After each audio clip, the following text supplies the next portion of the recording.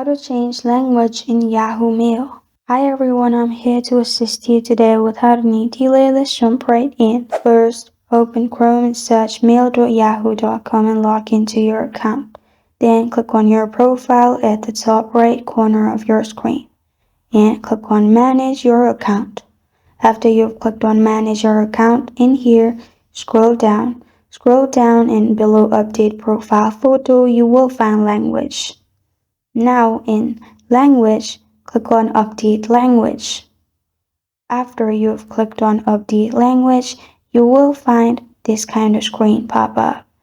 Click on Preferred Language and select the language you want to change it to. After you've selected the language, you can simply click on Save Updates. After you've done that, your language will be changed. This is how to change language in Yahoo Mail. Thank you for joining me today. If this video helps you out, please leave a like and subscribe for more. Got a question or want to suggest a topic? Comment below. Thank you for watching.